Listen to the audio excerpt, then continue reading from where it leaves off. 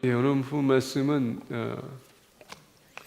사무엘상 7장 1절서부터 11절 말씀입니다. 제가 지난주 화요일 새벽 예배에 이 말씀을 선포한 적이 있습니다.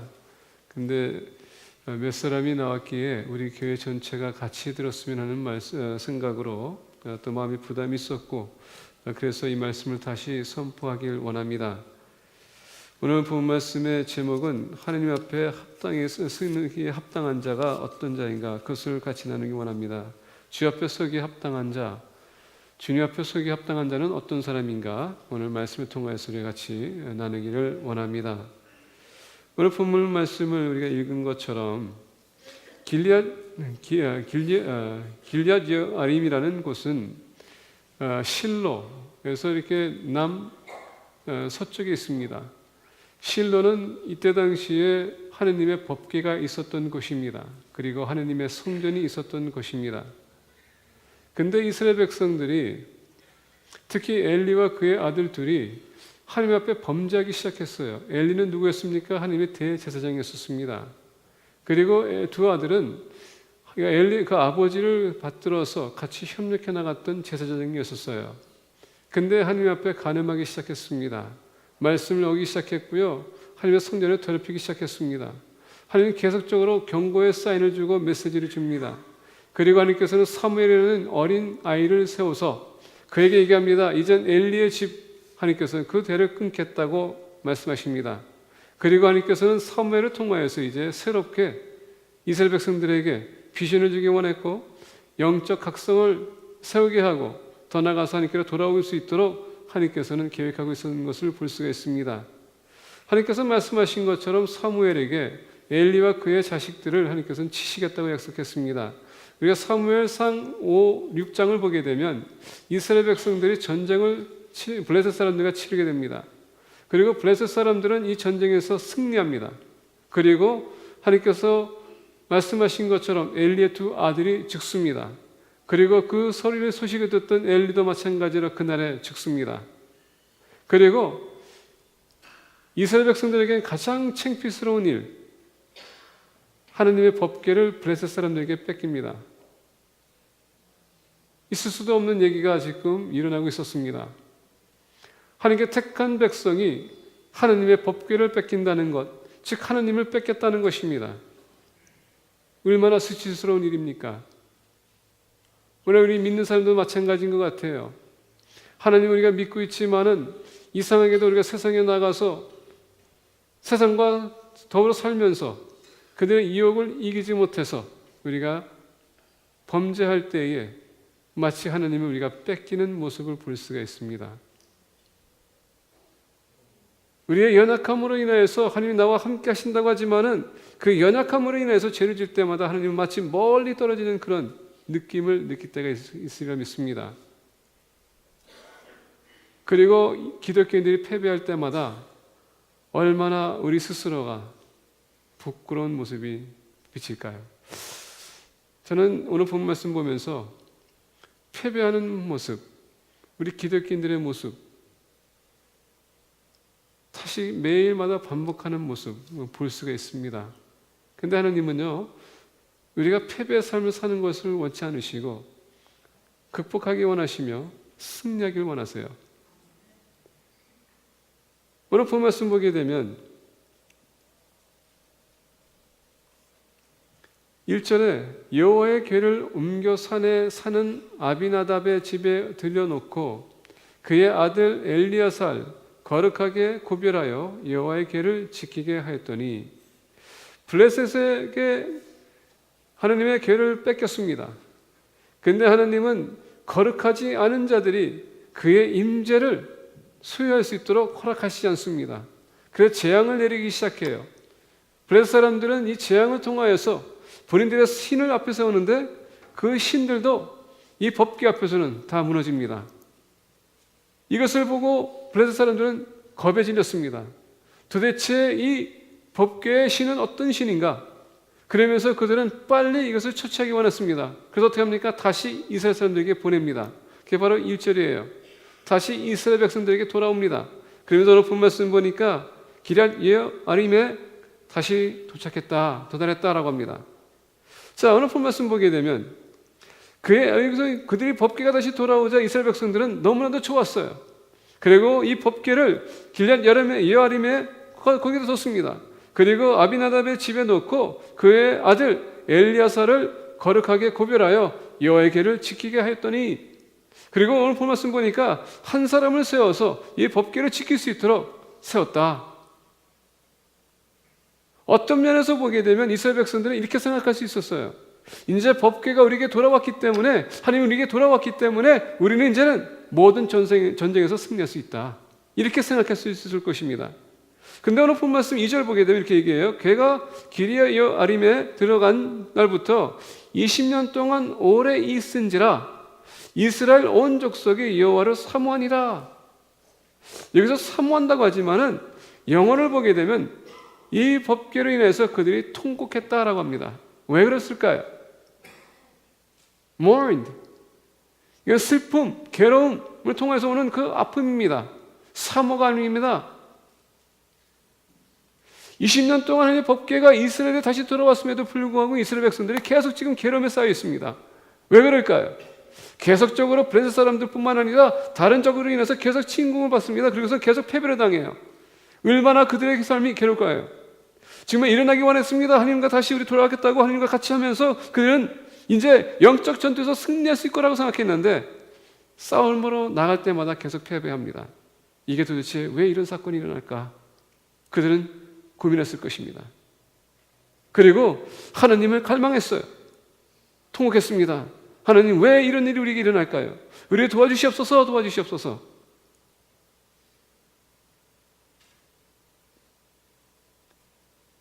이들은 하나님 앞에 서기에 합당하지 못했던 사람들이라는 얘기입니다. 우리가 매일마다 패배하는 이유는 다른 것이 아니에요. 합당한 삶을 살아야 되는데 하나님 앞에 서기에 합당하지 못하기 때문에 우리는 매일마다 영적 전투에서 패배하는 것입니다. 교회는 나옵니다. 예배는 드려요. 말씀을 보지만은 왜 우리는 계속 이렇게 패배의 삶을 살까? 오늘 이스라엘 백성을 통해서 우리가 몇 가지 원인을 발견할 수 있어요. 첫 번째, 2절 다시 한번 보겠습니다. 걔가 기리앗 여아림에 들어간 날부터 20년 동안 오래 있은지라 이스라엘 온 족속이 여호와를 사모하니라. 자, 기리앗 여아림이라고 하는 것은 아까 말씀드렸습니다. 예루살렘, 우리가 실로는 그때 당시에 하나님의 법궤가 있었던 것입니다. 근데 이 법궤가 지금 다시 실로에 돌아와야 되는데 지금 어디 갔다고요? 기리앗 여아림. 그것은 서남쪽입니다. 다시 얘기한다면 실로에 외지에 있었다는 얘기예요. 왜 이스라엘 백성들이 20년 동안 거기다 뒀을까요? 그 돌아오는 순간에 실로를 다시 모시고 와야 될 텐데, 그 법궤를 다시 가져와야 될 텐데 그들은 계속 기리앗 여아림에다 뒀다는 얘기예요. 여기는 문제가 있었습니다. 오늘 본 말씀 이렇게 쭉 내려가게 되면 3절에 이렇게 얘기해요. 사무엘이 이스라엘 온 족속에게 말하여 이르되 만일 너희가 전심으로 여호와께 돌아오려거든 이방신들과 아스토롯을 너희 중에서 제거하고 너희 마음을 여호와께로 향하여 그만을 섬기라. 그리하면 너희를 블레셋 사람의 손에서 건져내시리니. 이들의 마음에는 여호와를 섬겼지만은 더 나아가서 바알신과 아스토롯 신을 그들이 섬겼다는 것입니다. 왜냐하면 400년 노예 생활했던 이스라엘 백성들이 40년 동안 광야 생활하면서 그들이 가나안 땅에 들어왔었을 때 젖과 꿀이 흐르는 땅이었습니다. 정말 풍성했던 땅이었어요. 근데 40년 동안 하나님께서 그들과 함께 하셨고 만나를 내주셨고 그들 필요한 물을 주셨고 매출을 줬습니다. 모두 줬어요. 그리고 그들이 가나안 땅 지나가면서 신발이 다르지 않았다고 했습니다. 근데 그들은 광야에서 뭘 봤습니까? 만나와 매출하게 물뿐이 못 봤어요. 근데 가나안 땅에 들어가는 순간서부터 뭘 보기 시작했습니까? 풍성한 땅. 도대체 이들이 믿는 신은 어떤 신인가? 그들의 마음이 갈라지기 시작했다는 것입니다. 타협하기 시작했다는 얘기예요. 그래서 사무엘이 뭐라 했습니까? 바알신과 아스토라 신은 너희들이 제거하라. 근데 법궤를 뺏겼습니다. 다시 돌아왔어요. 근데 이 법궤는 이스라엘 백성들이 가서 다시 싸워서 가져온 것이 아니라 하나님 스스로께서 오셨다는 얘기예요. 법궤를 사람이 타치하지 않은 소를 통하여서, 가마를 통하여서 끌고 인도해서 기럇 여리미로 오게 했다는 것입니다. 그러면 이스라엘 백성들이 가가지고 그 법궤를 데려와요. 여러분, 그 법궤를 어디로 가져야 됩니까? 실로로. 근데 그들은 거기 외제다 놨다는 얘기예요. 왜? 실로로 오게 되면 그들의 삶의 중심이 되는 것입니다. 근데 그들은 외제다 놨다는 얘기예요. 왜? 하나님, 나의 삶의 중심에 주님이 필요 없습니다. 그냥 외제도 두겠다는 얘기예요. 내가 필요할 때마다 주님을 부르겠으면 필요 없을 때는 외제에 계세요. 이게 이들의 정신에 섰다는 얘기입니다. 오늘 많은 분들이 오늘 패배하는 이유가 다른 것이 아닙니다. 하나님이 우리의 삶의 중심이 되어야 되는데 항상 우리 옆에 둘 때가 많아요. 우리의 마음의 중심이 되어야 되는데, 그러다 보니까 우리는 교회 나와도 예배를 드려도 이상하게 패배하는 삶을 우리가 매일 느껴요. 경험합니다. 이제 20년 동안 계속 패배하다 보니까 이제야 그때야 눈이 뜨기 시작했습니다. 하나님, 우리의 삶의 중심이 되어야 될 텐데, 그러다 보니까 사모하는 마음으로 그들이 통곡했다고 합니다. 우리가 패배하는 이유는 다른 것이 아닙니다. 나의 삶에 하나님이 중심이 아니라 그 무언가 내가 사모하고 그리워하는 것, 원하는 것이 내 마음을 지금 차지하고 있기 때문에 하나님은 항상 우리 옆에 계십니다. 외제에 있는 것이에요.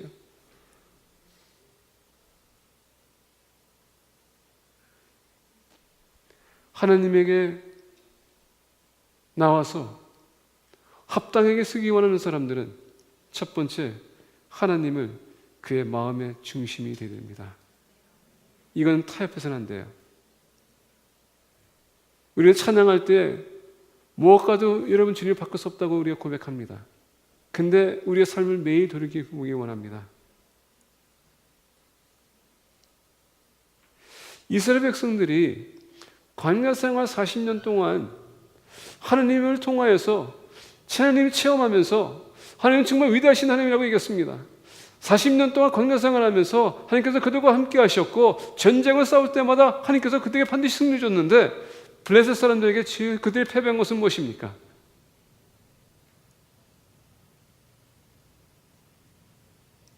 계속 그들의 마음을 하나님에게 돌린 것이 아니라 등을 돌리기 시작했다는 것입니다.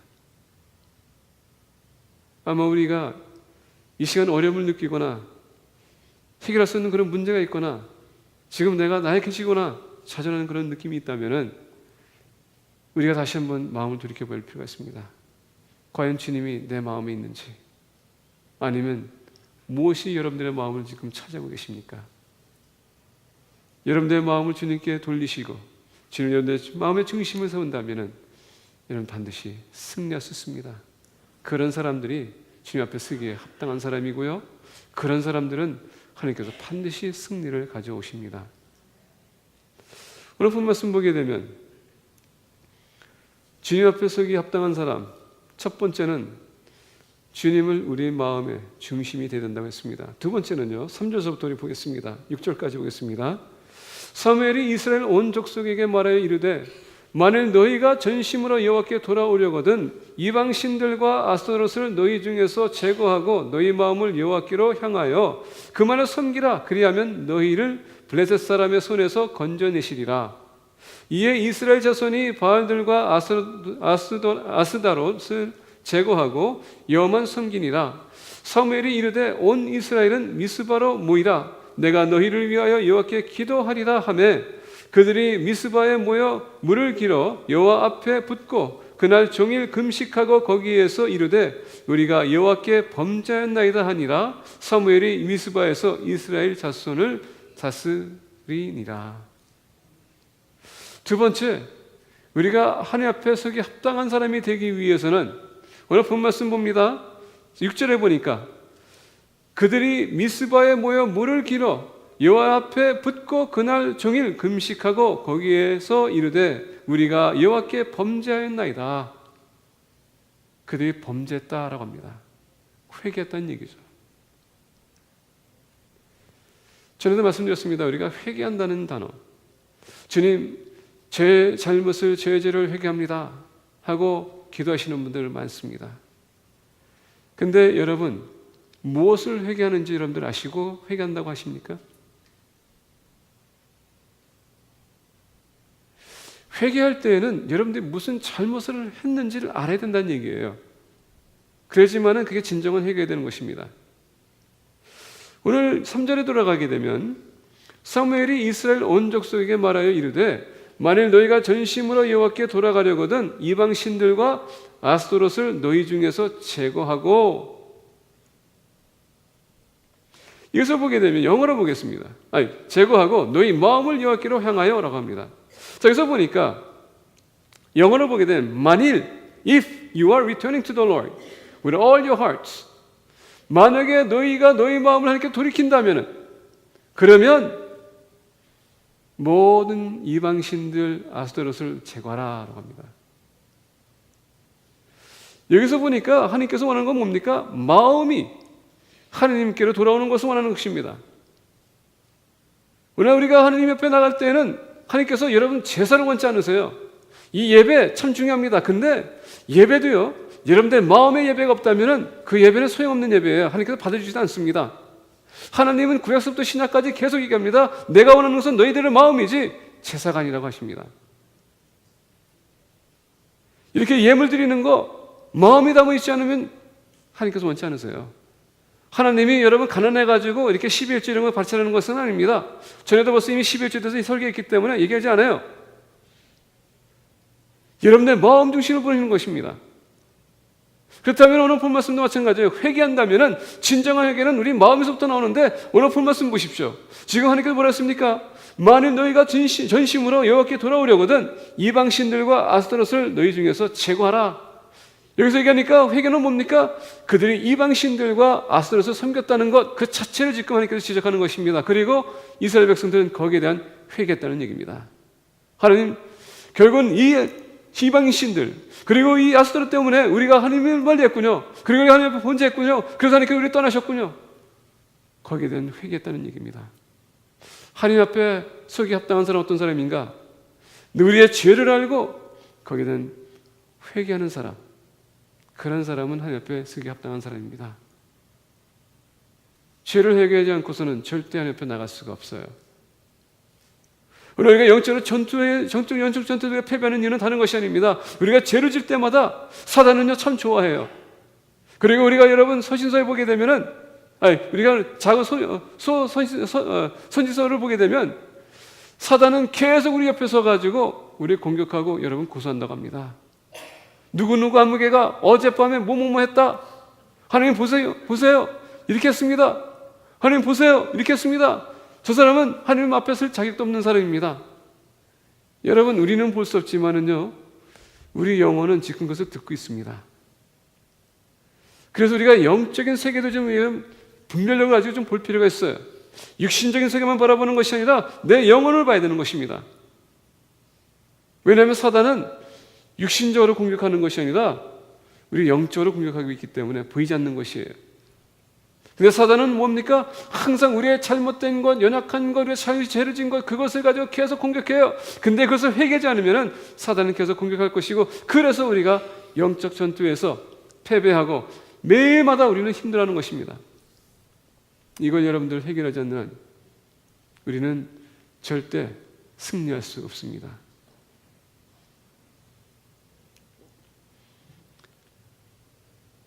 여기서 이방신들과 아스토롯, 왜 이렇게 이스라엘 백성들이 여호와 하나님을 섬긴다고 하면서 동시에 영적으로 간음하고 있었을까요? 하나님은 이스라엘 백성들에게 가나안 땅을 줬지만은, 정복하라고 했지만은,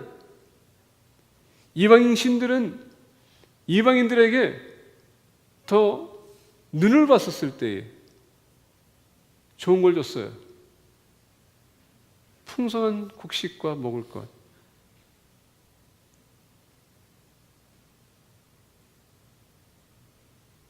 여호와 하나님은 40년 동안 우리에게 준 것은 만나와 물과 메추라기 뿐이 없는데, 이 신들은 도대체 어떤 신들이기에 이 땅에 이렇게 많은 것들이 풍성하게 있을까? 그들은 관심이 눈에 보이는 것에 있었지 영적인 것엔 관심이 없었다는 얘기입니다.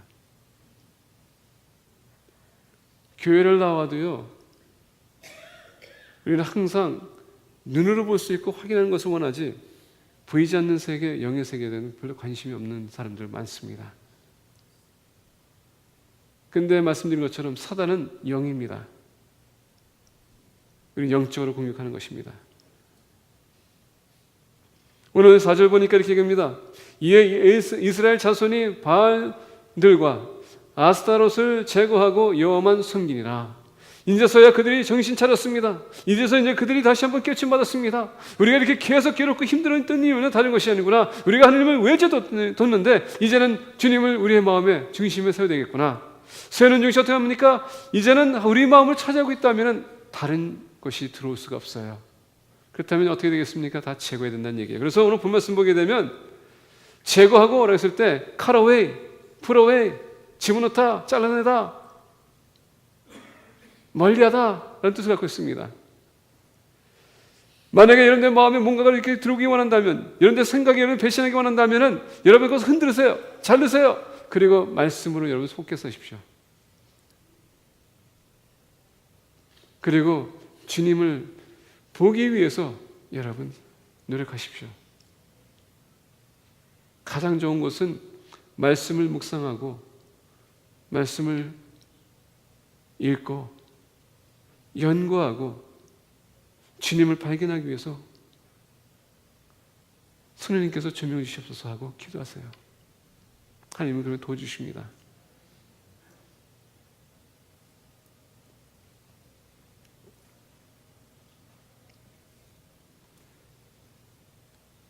더 나아가 중요한 것은 뭔지 아십니까? 6절을 보겠습니다. 그들이 미스바에 모여 물을 길러 여호와 앞에 붓고 그날 종일 금식하고, 물을 부었다는 것은 여러분 다른 것이 아닙니다. 정결함을 나타내는 것입니다. 거룩함을 나타내는 것이에요. 그날 종일 금식하고 거기에서 이르되 우리가 여호와께 범죄하였나이다 하니라. 사무엘이 미스바에서 이스라엘 자손을 다스리니라. 때는 여러분 영적 지도자들 앞에서 여러분들이 순종할 줄을 알아야 된다는 얘기입니다. 하나님께서 목회자를 이렇게 세운 이유는 다른 것이 아닙니다. 여러분들을 영적으로 인도하라고 하나님께서 세워주신 것이에요. 때로는 여러분들보다도 말씀을 더 연구할 것이고, 그리고 바르게 해석하려고 노력하는 것이고, 그렇기 때문에 여러분 말씀을 선포할 때 거기에 순종하는 것입니다. 진정한 회개는 말씀을 들었었을 때 이제는 내가 이렇게 변해야 되겠구나, 살아야 되겠구나, 말씀에 순종하는 것입니다. 그냥 회개하고 끝나는 것이 아니라 말씀을 들었다면 이제는 거기에 내가 순종해야 돼요. 그게 진정한 회개입니다. 하나님 앞에 서기에 합당한 사람은 주님을 그 마음의 중심을 세우고 더 나아가 회개하시고 거기에 순종하는 것입니다. 그런 사람들은 주님께서 반드시 세워주실 것이고 승리하게 하실 것입니다. 세 번째, 7절부터 11절입니다. 이스라엘 자손이 미스바에 모였다 함을 블레셋 사람들이 듣고 그들의 방백들이 이스라엘을 치러 올라온지라.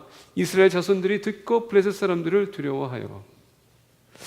자, 블레셋 사람들이 치러 올라오니까 지금 또 이스라엘 백성들이 주님을 그 마음의 중심으로 세웠습니다.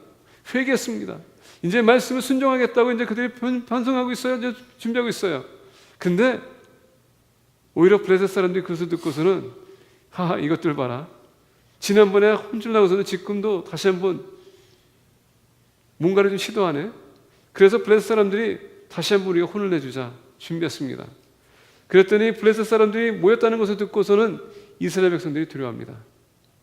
여러분, 우리가 패배하는 이유는 다른 것이 아니에요. 우리가 뼈저린 아픔이 있으면요, 그 문제가 해결되지 않는 한 그 뼈저린 아픔으로 인해서 맞든 똑같은 사건이 일어나죠. 우리는 두려움이 생깁니다.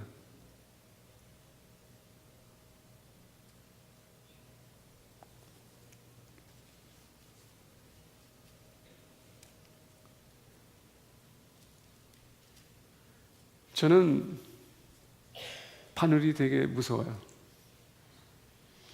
어렸을 때에 미국에 오기 위해서 심체 검사하고 이제 피를 뽑으러 갔는데 이 간호사가 피를 뽑는다고 해서 이렇게 꽂았거든요. 근데 피가 안 나오니까 다시 빼가지고 끼면 되잖아요. 그걸 튼 겁니다. 얼마나 아파요. 그래서 나중에 오니까 이게 새빨간 게 나중에 새파래졌습니다. 근데 그 후로부터는 후유증이 생긴 것 같아요. 그래서 바늘을 간호사가 가서 누가 이렇게 간을 꽂지 말면 이상하게 나는 막 안 봐야 되겠다 고개 돌려요. 일단은. 그냥 일단은 그게 공포증인 것 같아요. 이거는. 그래서 피를 뽑으러 갈 때마다 저는 항상 그게 생각이 나요. 그래서 항상 그 사람한테 얘기합니다. 될 수 있으면 make it as painless as possible. 그러면 이제 간호사가 하는 얘기입니다. Don't worry, baby. Don't worry, I'll take care of you. 그래서 어떤 사람들은 아주 잘해요. 근데 어떤 사람은 또 하면요, 또 아파요. 그러면 또 그 지난 날이 생각나는 겁니다. 그 사람 볼 때마다 내가 이상하게 공포증이 생기는 거예요. 어우, 이 사람 또 와서 또 이렇게 아프게 할 텐데. 사람이 아픔을 겪게 되면요, 그런 똑같은 시츄에이션에 내가 두려움이 생깁니다. 바로 지금 그 얘기예요. 이스라엘 백성들이 블레셋 사람들에게 패배를 당했습니다. 그리고 법궤를 뺏겼어요. 근데 이 블레셋 사람들이 다시 한번 모여서 우리를 공격한다고 들었을 때에 얼마나 지금 이스라엘 백성들이 두려움이 있을까요? 그러나 많은 사람들이 예수님을 의지하고 신뢰하지만은 내가 싫어하는 일, 내가 정말 두려워하는 일, 그런 일이 생길 때에는 우리는 이상하게 좌절할 때가 많아요. 포기할 때가 많고요. 도망갈 때가 많습니다. 8절 보겠습니다. 이스라엘 자손이 사무엘에게 이르되 당신은 우리를 위하여 우리 하나님 여호와께 쉬지 말고 부르짖어 우리를 블레셋 사람들의 손에서 구원하시게 하소서 하니 사무엘이 젖 먹는 어린 양 하나를 가져다가 온전한 번제를 여호와께 드리고 이스라엘을 위하여 여호와께 부르짖음에 여호와께서 응답하셨더라. 여러분, 인생에 가장 공포스러운 일이 있거나 두려운 일이 생긴다면은 우리가 그것을 회피하거나 두려워할 것이 아니라 오늘 본 말씀 보니 어떻습니까? 부르짖어야 돼요. 기도해야 됩니다.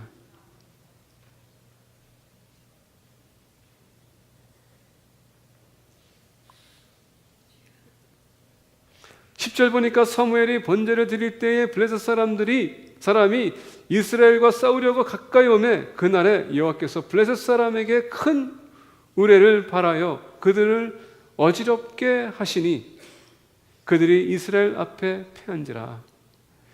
이스라엘 백성들은 전쟁터에 나가지도 않았습니다. 싸우지도 않았어요. 근데 부르짖었더니 어떻게 됐습니까? 하나님께서 그들에게 승리를 벌써 이미 가져오 주셨다는 얘기입니다. 하나님은 주님의 자녀가 패배하는 걸 원치 않으세요. 왜냐하면 주님의 자녀가 패배하게 되면 누가 패배하는 겁니까? 하나님이 패배하는 겁니다. 그래서 오늘 본 말씀에서 얘기합니다. 우리가 힘들고 어렵고 두려운 일이 생길 때에 우리는 두려워할 것이 아니라 주님 앞에 나가서 부르짖는 것입니다. 주님, 이 아픔 때문에, 이 괴로움 때문에, 이 문제 때문에 저는 이렇게 두려워하고 있습니다. 저에게 용기를 주세요. 하나님 앞에 간절하게 부르짖으면 하나님께서 승리할 수 있는 용기와 담대함을 주세요. 근데 더 중요한 건 뭔지 아십니까? 먼저 싸워주세요. 그게 우리 하나님이세요. 하나님의 자녀가 두려는 거 원치도 않고요, 패배하는 거 원치도 않습니다. 승리하는 걸 원하세요. 근데 우리가 부르짖어야 됩니다. 기도해야 돼요. 근데 기도도 그냥 형식적인 기도가 아니라 믿음을 가지고 기도해야 됩니다.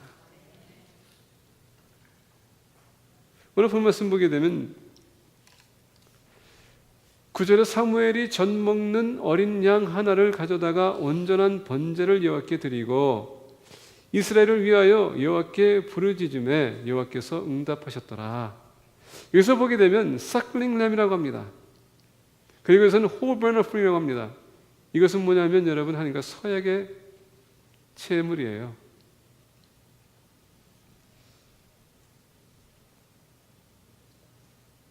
이스라엘 백성들이 하나님 앞에 나왔습니다.